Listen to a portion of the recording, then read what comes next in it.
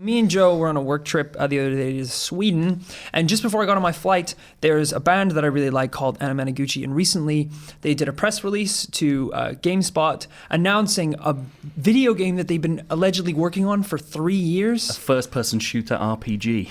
Yeah, and now this is just a band that, granted, they make some like video game theme music. Yeah, they did Scott Pilgrim versus the World. Yeah, they did Scott Pilgrim right? versus the World. They've had some songs on Rock Band and stuff. But just out of the blue, they're like, oh, surprise everyone, we've been working on a video game for the last 3 years that star us as characters in the game. It's the weirdest thing in the world. So they did a whole press release. There were some photos from the game. Everyone was getting quite excited. And then all of a sudden, the band had sort of a meltdown on Twitter.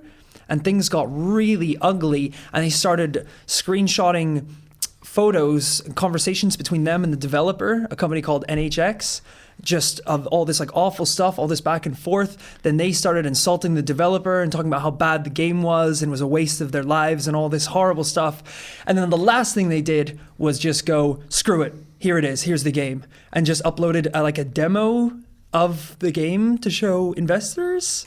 Oh, well, yeah, originally it's like E3 2015 investor demo or something, yeah. It says in the corner. With like a really weird PDF document to give to investors about the plans. So already this whole thing was really, really strange. So of course, what do? You download the game and try playing it.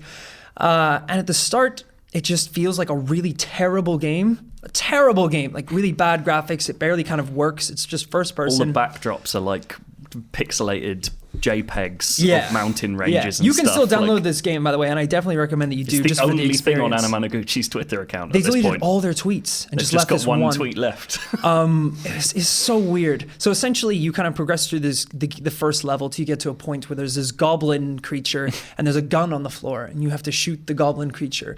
But when you pick it up and try and shoot it, the game locks up and freezes, and it says, whatever, subject not found, all the code error comes down and gives you like a list of commands you can do, like a help, a search, a load level, some things like that.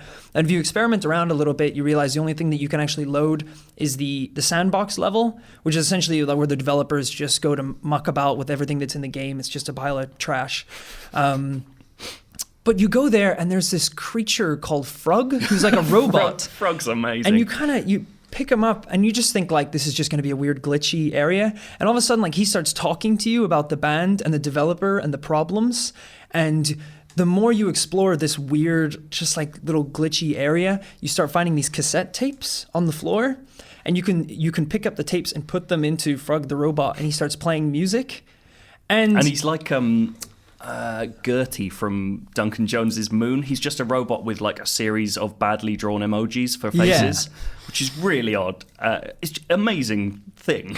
Yeah, and so like the more you explore, you find these tapes and you start finding really weird things. Like there was a crack on the floor and we opened up a secret passageway to go down into a building, and you find all these weird things, and like it's all full tapes. of like fan art by their actual fans with links to their Tumblr pages and stuff. Yeah, like, and it's so strange, and there's all these kind of puzzles you have to work out. And essentially, what it comes down to is that the band, I don't know who they're working with, this developer NHS, but the idea is that the whole issues and the problems was fabricated, and that this is the game, the sandbox is the game, and they have a whole album of music or like released more than an album. inside of this game. There's at least 30 tracks in there that are really hard to get out of it. Like you have to do a really complicated process just to export one MP3, and then it just crashes the game and you have to do it all again. So, but we were laughing as well because you start to work all this out and you get really into it because you're like, we need to find the puzzles, we need to get the tapes, and then it gets to this end point where you put whatever tape you want into this mechanism, and when you flip the switch, you can export that MP3. So it's quite clever. You have to go back and play it to get the tracks. But then it turns out that every time someone flips that switch, the robot Frog's memory is erased.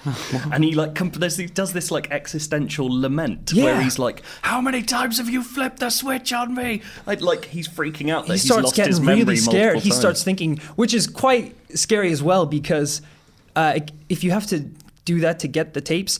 Maybe you have done it 10 times. Yeah. And then every time he's like, how many times have you flipped this switch? It's like, does our friendship mean nothing? And you're like, I'm sorry, Frog, I need this track. And you like flip it and he's like, and the game, like, it's really weird. That's crazy. But it's like, it's the most innovative way I've ever heard of someone releasing music before. Yeah, it's an album insane... hidden inside a video game, hidden inside another video game, hidden inside a fake news story. It's incredible. It's unbelievable. I think even if, the music isn't your style, it's definitely worth, you can download for free, PC and Mac, on Anamanaguchi's Tumblr and online, and it's just a really fun experience and really interesting. I definitely recommend it. I'm pretty convinced it's by this group of weird developers called the Arcane Kids, who did a thing last year called Sonic Dreams Collection, where they claim to have found a load of like broken demos of Sonic games that they'd hacked in and found. And it was just like a strange art project about like making Sonic do creepy things in video games. Yeah, it's amazing, and they seem so closely linked. It must be. I'd be really similar because I don't think NHX is a real company. No, I think they are made up. Yeah. Well, forget these games to play with non-gamers. I'm going to play that one. Yeah, it's weird. It is weird, but it is Very definitely strange. fun. It's I'd recommend great. it.